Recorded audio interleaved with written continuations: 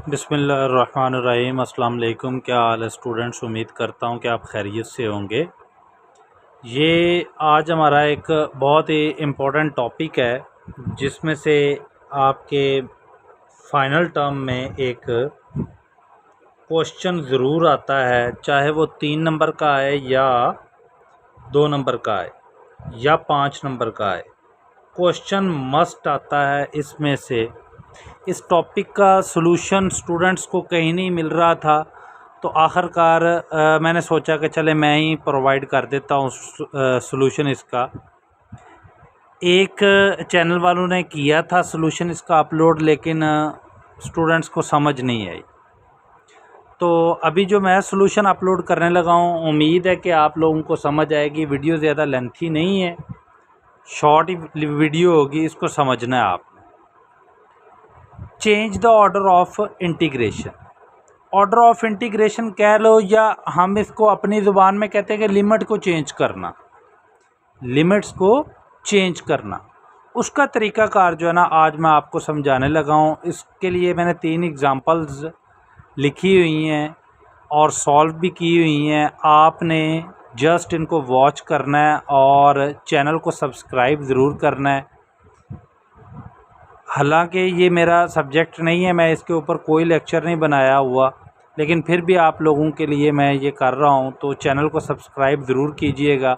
इससे पहले MTH 501 का मैंने क्विज़ जो है, जो पास्ट पेपर था एक, उसके MCQs मैंने सॉल्व करके वीडियो अपलोड की। तो हैरानगी है कि 350 बंदों ने देख लिया है, लेकिन सब्सक्राइबर जो हैं वो 250 से ही अबव है, 300 भी नहीं क्रॉस किया। तो बहुत अफसोस की बात है, लेकिन इसको देखकर सब्सक्राइब ज़रूर कीजिए।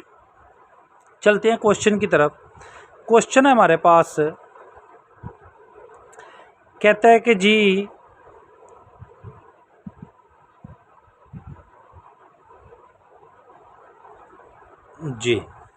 अब थोड़ा सा जूम इन हो गया। क्वेश्चन है हमारे पास, वो कहता है कि लिमिट डबल इंटीग्रल है हमारे पास, और इंटीग्रल में जो लिमिट्स हैं वो 1 से लेकर ln8 तक और फिर 0 से लेकर lny तक है।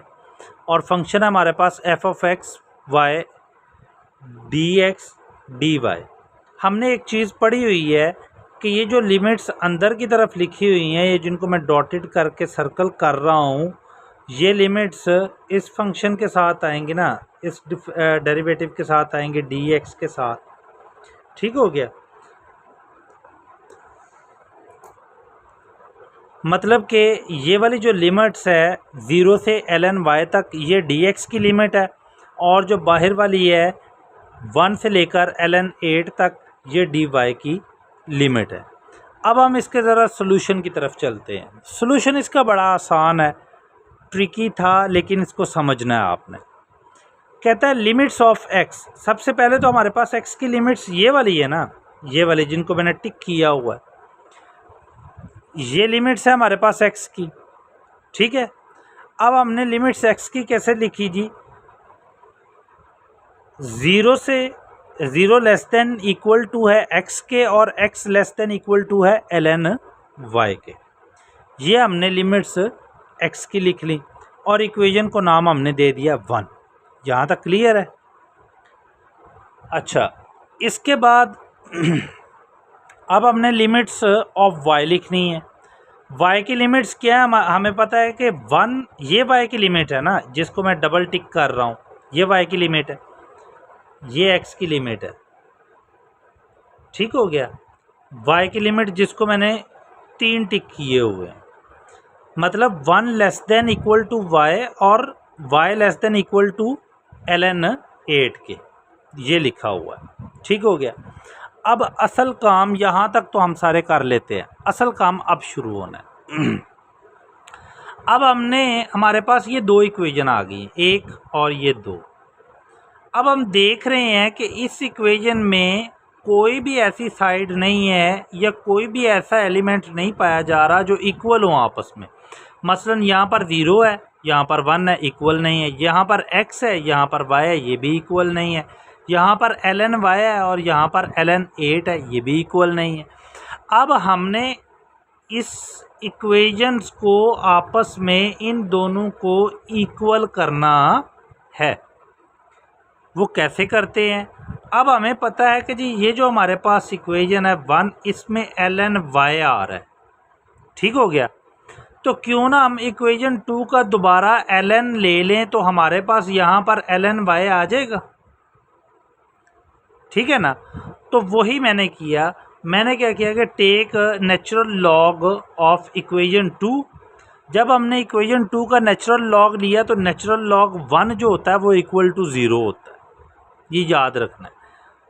तो यहाँ पर इस 1 की जगह पर 0 आ गया, ठीक हो गया। ये मैंने नीचे इक्वेशन लिखी भी हुई है, ये जो आपके पास है ना,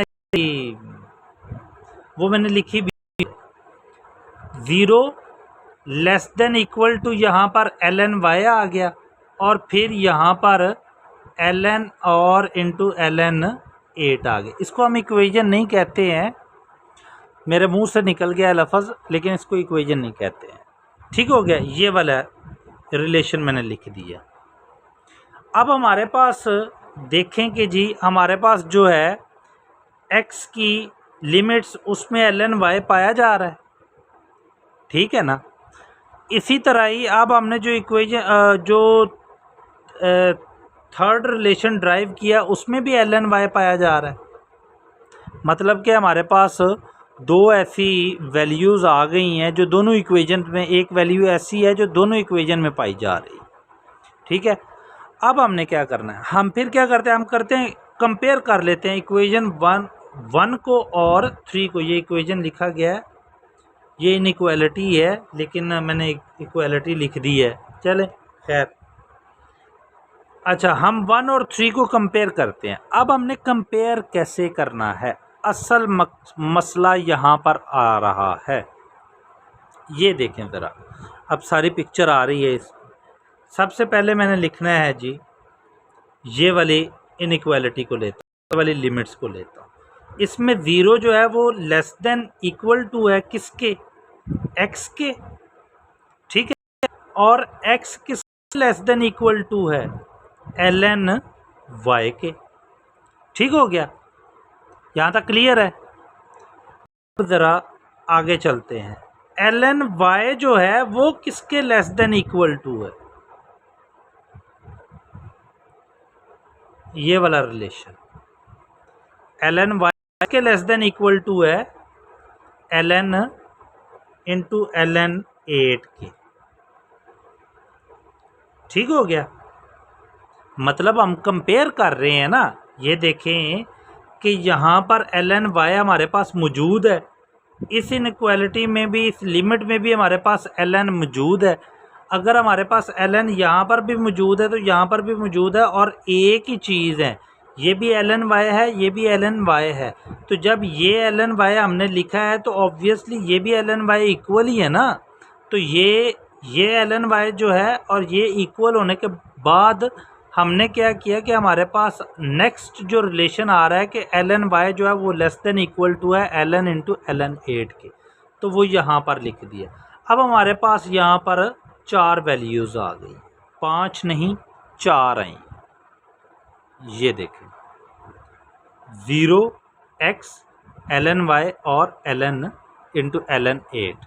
यहाँ पर नीचे मैंने मार्कर से लिखा हुआ है 0 x ln y ln 8 और इंटू ln, ठीक हो गया। अब हमने यहाँ से वैल्यूज़ निकालनी, ठीक। वैल्यू कैसे निकालते हैं, देखें थोड़ा सा, ये देखें आप, ये वाला 0 यूज़ किया, 0 लेस देन इक्वल किसके है, x के है, ठीक है। और x less than equal to किसके है, ln y के। और ln y less than equal to किसके है, ln इंटू ln 8 के। तो अगर मैं ln y को छोड़ दूं तो ln इंटू ln 8 लिख सकता हूं ना, क्योंकि x तो ऑब्वियसली इससे लेस देन ही है, ठीक हो गया। अब ज़रा आगे चलते हैं अगले पेज के ऊपर, नेक्स्ट पेज। ये देखें, ये आ गया। अब हमने क्या किया कि हमने पीछे जो x के लिए ड्राइव की वो लिमिट्स जो है वो हमारी, मैं यहाँ पर लिख रहा हूँ, 0 less than equal to x है और x less than equal to किसके है, ln इंटू ln 8 के। ठीक हो गया। रिलेशन हमारे पास जो था वो ये था कि 0 लेस इक्वल टू है x के, x less than equal to है नेचुरल लॉग y के, और natural log y less than equal to है natural log two natural log of 8 के। ठीक हो गया। ये चीज़ और ये चीज़ हमने यूज़ की है। अब अगले पे चलते हैं। अब हमने y के लिए लिमिट फाइंड करनी है, तो हमारे पास ये नेचुरल लॉग ऑफ y मौजूद है। ठीक है, तो नेचुरल लॉग ऑफ y से जो लेस देन वैल्यू है वो कौन सी है, वो x है। मतलब कि x less than equal to हो गया नेचुरल लॉग ऑफ y, और नेचुरल लॉग ऑफ y किसके लेस देन इक्वल टू है, ln इंटू ln 8 के। अब हम इस वाली वैल्यू को, इस वाली इनइक्वालिटी को नेचुरल लॉग पे डिवाइड कर देते हैं। हमें सिंपल y की वैल्यू चाहिए, y की लिमिट चाहिए। हम इसको सिंपल ये करते हैं कि नेचुरल लॉग पे डिवाइड करते हैं।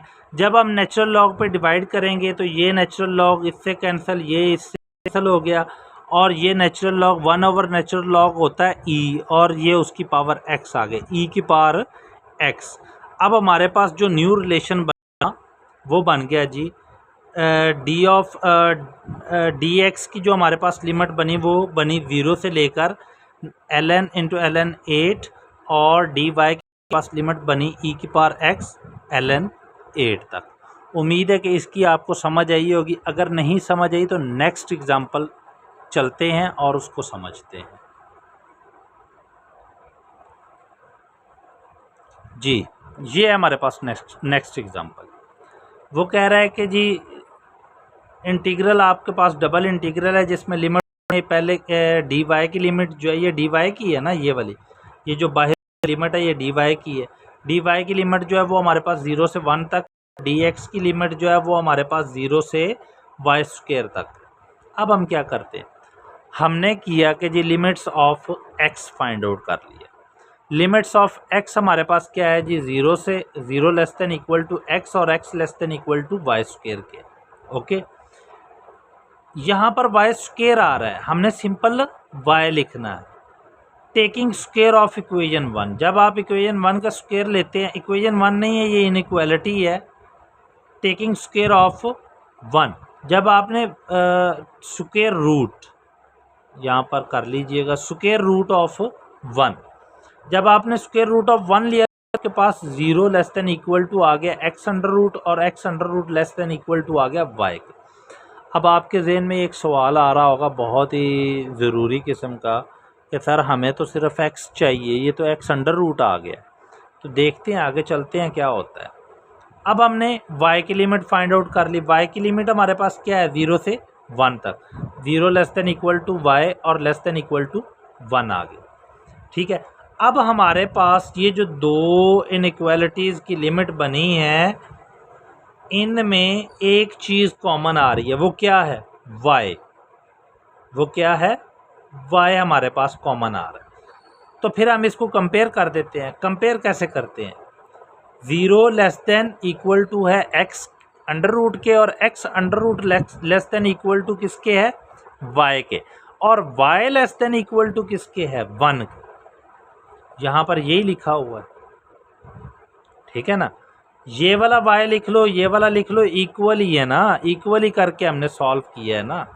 तो ऑब्वियसली यहाँ पर भी 0 less than equal to y के आ रहा है, तो यहाँ पर भी 0 less than equal to x under root के है, जबकि x under root less than equal to किसके है, y के। तो इट्स मीन के y 0 जो है वो less than equal to y के भी हो जाएगा। ठीक हो गया।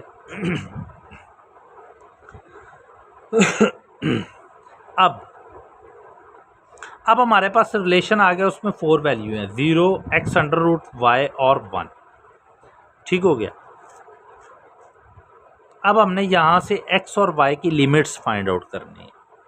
तो लिमिट्स कैसे फाइंड आउट करनी है, हमें चाहिए सिंपल x और सिंपल y सेंटर में, ऐसे ही है ना, सेंटर में सिंपल x और सिंपल y चाहिए, ये ज़हन में रख लेनी है बात।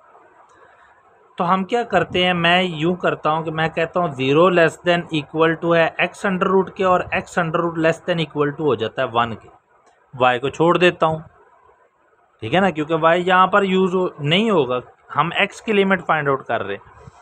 इसी तरह ही अब मैं क्या करता हूँ, मैं कहता हूँ कि जी x under root less than equal to है y के और y less than equal to है 1 के, तो ये वाला रिलेशन बना दिए, ठीक है। अब रिलेशन में हमें तो x की वैल्यू चाहिए, x अंडर रूट की वैल्यू नहीं चाहिए।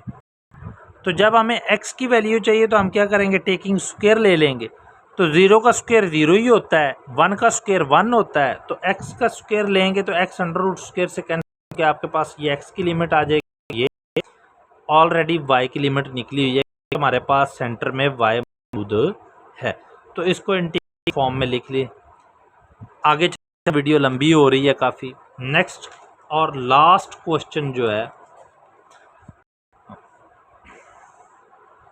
हमारे पास इंटीग्रल दिया हुआ 0 2 और x स्क्वायर से 2x, ये x स्क्वायर 2x हमारे पास dy की लिमिट्स हैं और x की लिमिट जो है वो 0 से 2 है।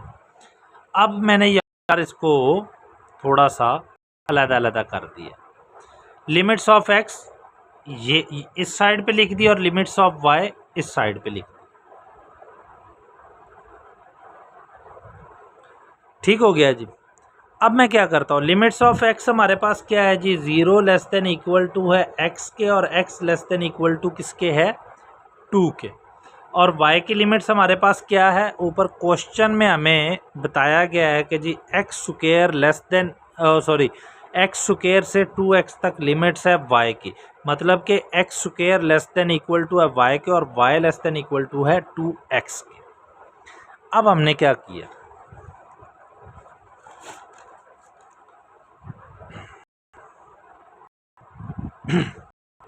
सॉरी, अच्छा, अब हमारे पास यहाँ पर ना तो इस वाली इनइक्वालिटी या इस वाली लिमिट्स में कोई वैल्यू इक्वल आ रही है और ना ही इस वाले में कोई वैल्यू इक्वल आ रही। अब हम इनको इक्वल करना चाहते हैं, वो कैसे करेंगे, हमने देखा कि हमारे पास यहाँ पर एक x मौजूद है, अगर हम इस x को 2 से मल्टीप्लाई कर दें तो ये इस 2x के इक्वल आ जाएगा। तो हमने यही काम किया, मल्टीप्लाई बाय 2x, और सॉरी 2, 1 को 2 से मल्टीप्लाई किया, तो हमारे पास क्या है, 0 less than equal to 2x और 2x less than equal to हो गया 4 के। ये हमारे पास एक थर्ड रिलेशन आ गया, ठीक हो गया जी। अब हमारे पास ये देखें कि जी यहाँ पर 2x आ गया और यहाँ पर भी 2x है, तो हम इनको कंपेयर कर सकते हैं। तो वही किया जी, कंपेयर इनइक्वालिटी 2 एंड 3। जब आपने 2 और 3 को कंपेयर किया तो हम यहाँ से शुरू करते हैं, यहाँ से भी कर सकते हैं लेकिन मुनासिब नहीं है, यहाँ से करते हैं। क्यों यहाँ से नहीं कर रहे हैं, सवाल उठता है कि जी हम यहाँ से क्यों नहीं कर रहे हैं। तो ये देखें कि अगर हम यहाँ से करते हैं तो 0 less than equal to 2x आ जाएगा, और 2x किसके लेस देन इक्वल टू है, 4 के, ना के y की किसी वैल्यू के नहीं है। यही रिलेशन हमारे पास दोबारा फिर आ जाएगा। तो हमने तो इस वाले को भी यूज़ करना है ना, y वाले को, तो हम यहाँ करते हैं, मतलब x square less than equal to है y के और y less than equal to है 2x के और 2x less than equal to किसके आ गया, 4 के। अब आपका सवाल होगा कि सर ये 0 कहाँ से आया, तो भाई स्क्वायर की वैल्यू से लेस देन इक्वल टू 0 ही होता है ना, तो 0 को लिख लेने से कोई हर्ज तो नहीं है, ठीक है ना।